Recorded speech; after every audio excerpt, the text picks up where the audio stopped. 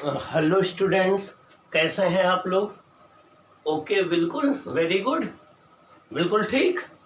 Okay students, इसके previous class में हम लोगों ने स्टडी किया था कि अगर टू पैरेलल वायर्स हों, उनमें हम करंट फ्लो करें सेम डायरेक्शन में या अपोजिट डायरेक्शन में, तो वो एक दूसरे को अट्रैक्ट या रिपल करने लगते हैं।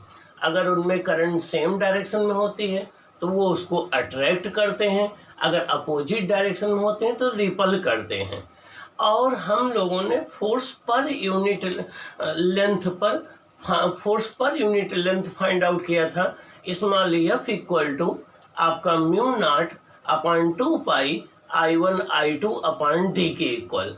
अब हम इसके कुछ इम्पोर्टेंट पॉइंट डिस्कस करेंगे जो आपके एग्जाम के लिए इम्पोर्टेंट है। आइए हम उनका डिस्कशन करते हैं, क्या क्या इम्पोर्टेंट पॉइंट इसमें है।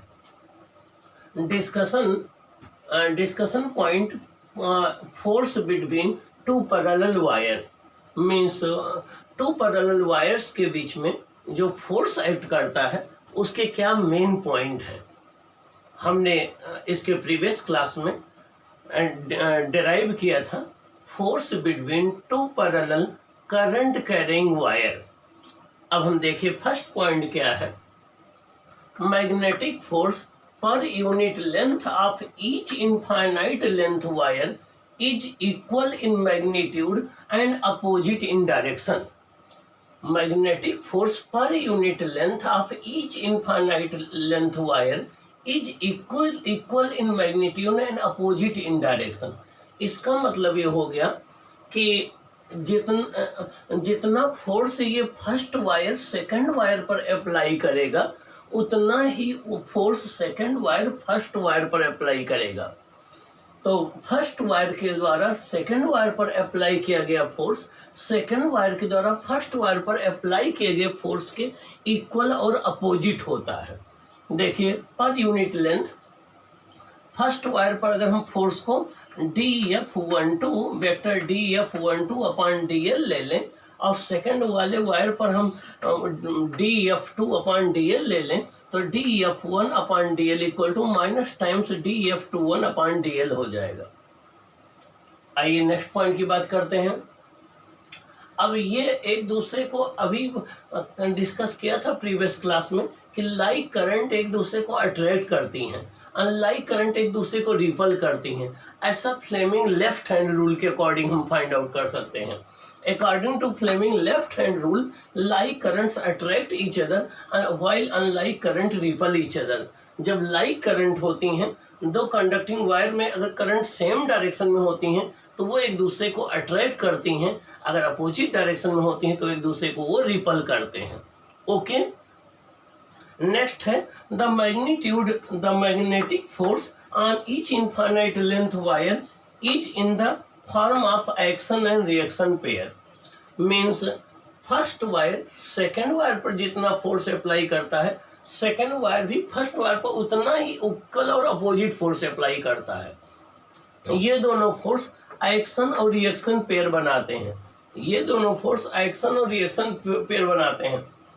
Means DF12 equal to minus DF21 या F vector F12 equal to minus F21, ये न्यूटन थर्ड लॉ को फॉलो करते हैं। This is consistent with the Newton third law of motion. ये न्यूटन थर्ड लॉ को follow करते हैं। इसका मतलब दो पैरेलल वायर्स के बीच में, दो पैरेलल करंट कैरिंग वायर के बीच में जो मैग्नेटिक फोर्स एक्ट करता है वो न्यूटन थर्ड लॉ को फॉलो करता है। अब एक इम्पॉर्टेंट आपके एग्जाम में कई बार आ चुका है, चलो 1 एम्पियर को यहाँ से डिफाइन करें। क्या करें? 1 एम्पियर को यहाँ से डिफाइन करें। डिफिनेशन ऑफ 1 एम्पियर, देखिए ये टू पैरेलल वायर्स हैं, ये टू पैरेलल वायर्स हैं, एक दूसरे से 1 मीटर के डिस्टेंस पर रखे गए हैं। ये टू पैरेलल वायर्स हैं, एक दूसरे से 1 मीटर के डिस्टेंस पर रखे गए हैं। इनमें 1 एम्पियर की करंट दोनों में फ्लो कर रही है। 1 एम्पियर की करंट दोनों में फ्लो कर रही है। तो इनके बीच में जितना मैग्नेटिक फोर्स ऑफ अट्रैक्शन लगेगा, ठीक ना, वो 1 एम्पियर को डिफाइन करेगा। आइए देखें कैसे हम डिफाइन करते हैं। Magnetic force per unit length of each infinite length wire is given by, means दो इनफाइनाइट लेंथ के वायर हैं तो उनके पर यूनिट लेंथ पर जो फोर्स होता है वो होता है F equal to mu naught upon 2 pi I1 I2 upon D होता है। आपके टू इनफाइनाइट लेंथ के जब वायर होते हैं तो उनके पर यूनिट लेंथ पर जो फोर्स होता है F equal to mu naught upon 2 pi I1 I2 upon D होता है।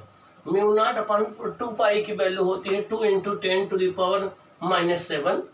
म्यू नॉट अपॉन 2 पाई की वैल्यू होती है 2 इंटू 10 टू द पावर -7।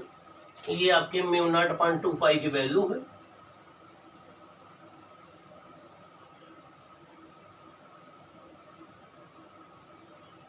और इंटू 1 अपॉन 1 आ जाएगा, तो ये आ जाएगा 2 into 10 to the power -7 newton per metre.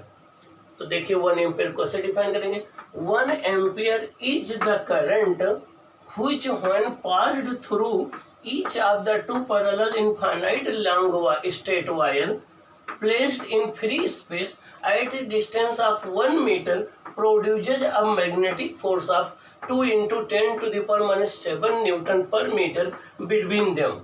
Means 1 ampere वो करंट होती है जो टू पैरेलल वायर्स के बीच में फ्लो कराने पर उनके बीच 2 into 10 to the power -7 newton का मैग्नेटिक फोर्स प्रोड्यूस करे। 1 एम्पियर वो करंट होती है जो टू इनफाइनाइट पैरेलल वायर जो एक दूसरे से यूनिट डिस्टेंस पर रखे हों उनमें फ्लो कराने पर उनकी पर यूनिट लेंथ पर 2 into 10 to the power -7 newton का फोर्स अप्लाई करे।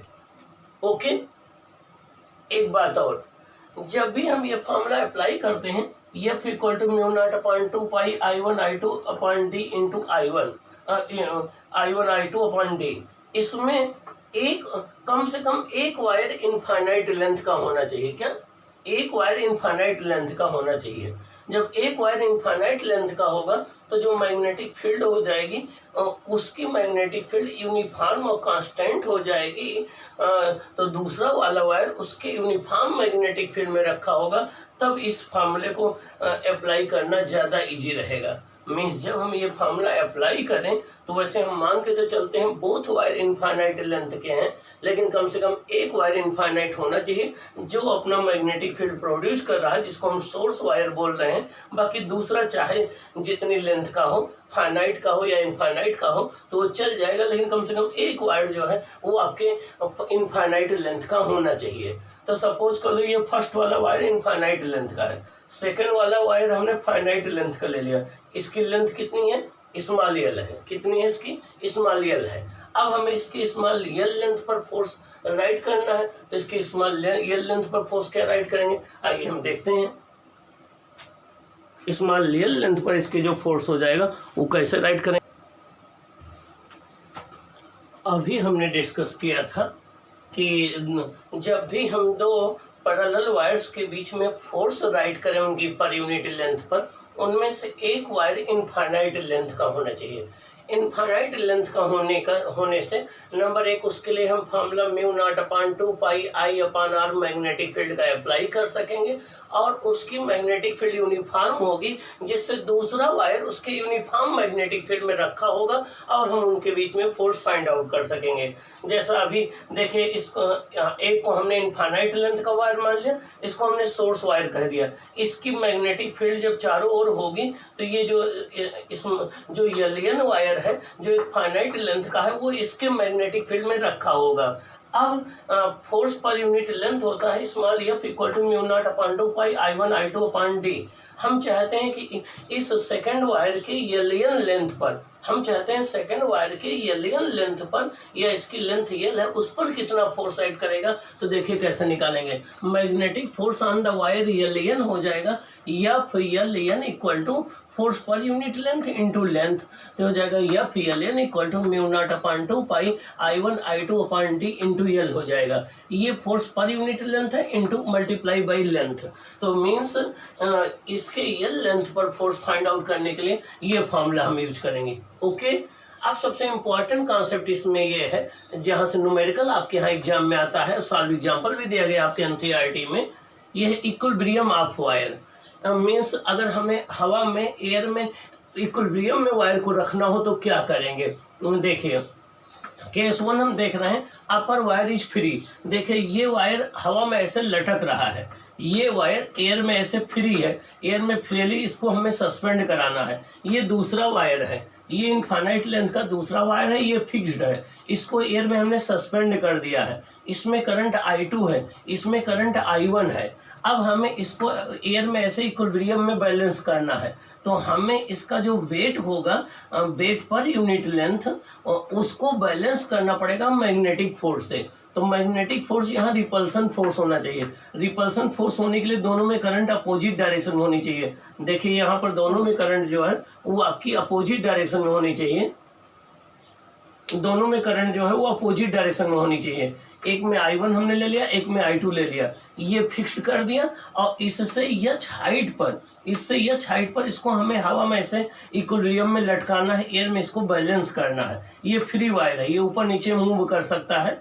अब इसका वेट किधर लगेगा, वेट पर यूनिट लेंथ किधर लगेगा, नीचे की ओर। मैग्नेटिक फोर्स किधर लगाना है, ऊपर की ओर। जब दोनों में करंट अपोजिट डायरेक्शन होगी तो ये वायर इसको रिपल करेगा, मैग्नेटिक रिपल्सन फोर्स अपवर्ड होगा, इसका वेट डाउनवर्ड होगा। जब इसका वेट पर यूनिट लेंथ इसके magnetic force per unit length के इक्वल हो जाएगा तो ये एयर में ऐसे सस्पेंड रहेगा, तब ये एयर में ऐसे सस्पेंड रहेगा। ये स्टेबल इक्विलिब्रियम में होगा। ये फ्री वायर है, ये फिक्स्ड वायर है।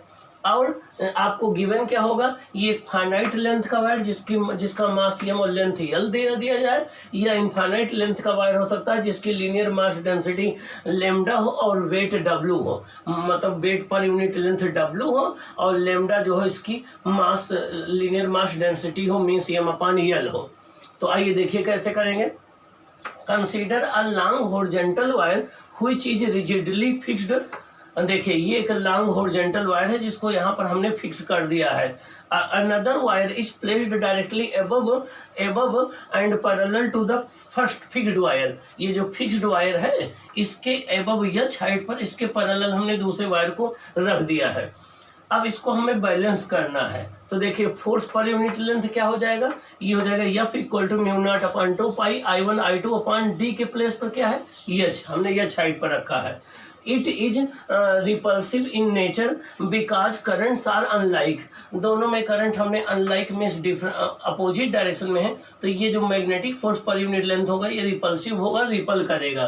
तो देखिए क्या होगा, in order that free wire remains suspended the magnetic force per unit length should be equal to the weight of unit length। आप चाहते हैं कि ये वायर ऐसे एयर में लटका रहे, इक्विलिब्रियम में रहे, तो इसका जो वेट पर यूनिट लेंथ है, वेट पर यूनिट लेंथ ये magnetic force per unit length के इक्वल होना चाहिए, तब ये यहीं पर सस्पेंडेड रहेगा।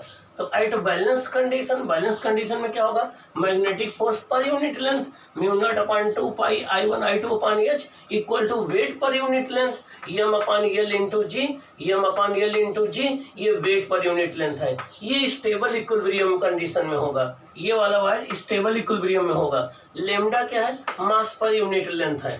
W क्या है, weight per unit length of free wire है। W क्या है, weight per unit length of free wire है। और लेमडा क्या है, मास पर यूनिट लेंथ है। अब एक बात और इम्पोर्टेंट है, अगर इस वायर को जरा स्लाइटली अगर आप डिस्प्लेस कर देंगे तो ये अपने जगह पर सिंपल हार्मोनिक मोशन SHM करने लगेगा। अगर इस फ्री वायर को जरा सा डिस्प्लेस कर देंगे तो ये अपने जगह पर सिंपल हार्मोनिक मोशन करने लगेगा। इसका टाइम पीरियड होगा T = 2 pi square root h/g, T = 2 pi square root h/g इसका टाइम पीरियड होगा। अब हम केस सेकंड ले लें, हम इसको फिक्स कर दें, इसको हमें एयर में सस्पेंड करना है, हम इसको फिक्स कर दें, इसको एयर में हमें बैलेंस करना है। तब देखिए क्या करेंगे, उस केस में कैसी सिचुएशन बनेगी, वो सिचुएशन अब देखते हैं। अब हम सेकंड केस डिस्कस कर लेते हैं।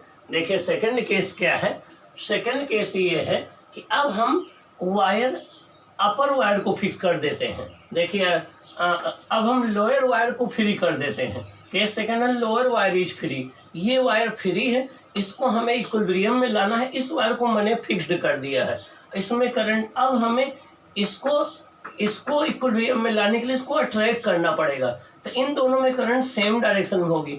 हमने ये सपोज कर लिया इससे डी डेप्थ पर एक दूसरा वायर ये रखा हुआ है, इसको हमें इक्विलिब्रियम में रखना है, इसको एयर में सस्पेंड करना है। इसमें करंट I1 हो गई, ये फिक्स्ड वायर हो गया, इसमें करंट I2 है।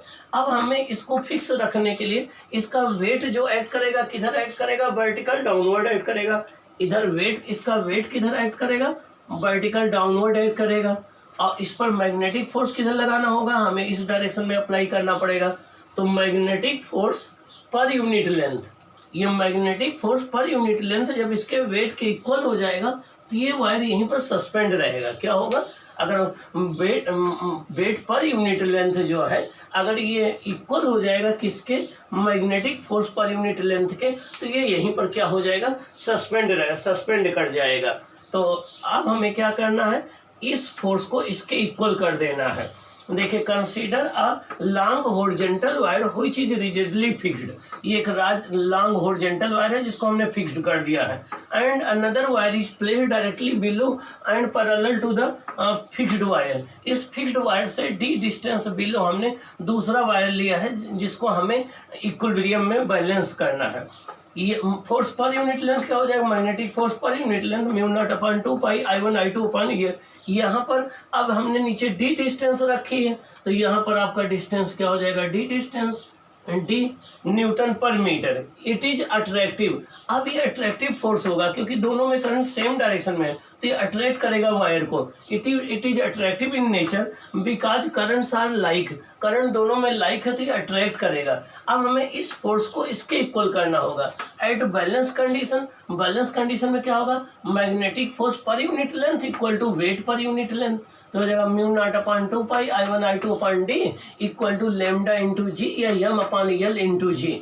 लेकिन एक बड़ा इंटरेस्टिंग पॉइंट है, जब आप इसको फिक्स कर देंगे ये फ्री होगा तो अब इसका इक्विलिब्रियम स्टेबल इक्विलिब्रियम नहीं होगा, ये अनस्टेबल इक्विलिब्रियम होगा। इसको अपने जगह पर से डिस्प्लेस कर दोगे तो सिंपल हार्मोनिक मोशन नहीं करेगा।